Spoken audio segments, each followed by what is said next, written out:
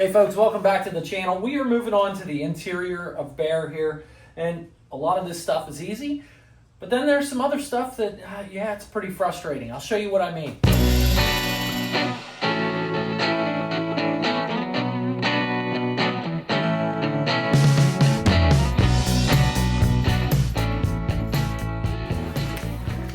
Alright, I am starting with the dashboard first because this is really the most complex thing on the interior. We just want to get it out of the way, right? But we also want it to be right. So we've got wiring and ductwork. The wiring has already been labeled. I've already, gone through a schematic, which, guys, that is really nice to have, because if you have a connector and you're like, what the heck does this go to? You can go to your schematic, trace the wire colors, pin numbers, you'll figure it out. So that's what I did. I labeled everything. And once you've got everything labeled, you can basically know where to route those wires before you even get close to putting your cluster in and stuff. So headlamp switch and a wiper, radio, HVAC stuff. Just real nice, right? Ductwork. All morning long for me, it was one step forward, two steps back, because I'm trying to figure out, okay, what piece goes in first and what goes in second. Now I'm going to give you a quick rundown. We're not going to watch me put it together because I've already done it, obviously, but I can tell you, if you have your interior HVAC box already in the car, things will be a little bit more difficult for you. Let me explain. The the front defroster ductwork, it's shaped like a Y. You want to put that in first. Put a couple screws to hold it in the firewall there, because if the HVAC box is in there, it's difficult. I did get this together though, so that piece, then put your box in. Once the box is in, we've got this piece of ductwork here that blows air right here. That is not going in if you have your brake pedal assembly in. So not only did I already remove the column, I had to remove the brake pedal assembly so I could get in here to feed this piece up into the dash, get it into line, The passenger side, all that ductwork, it's pretty self-explanatory. You throw the vents in up top, then there's a piece that looks like a Y, another Y that goes down into the box, blah, blah, blah.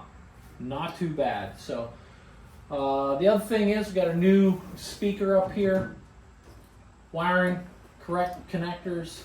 Yeah, I had to do a lot of repairs on the wiring because, again, it's been hacked into a lot. So vacuum lines, there's some vacuum lines go to the HVAC box as well. Went ahead and replaced those. They're routed where they need to be. So we're at the point now where we got to see what we're going to install first. I think the dash pad has to go in first. So let me go grab that if I can find it, and we'll get that going.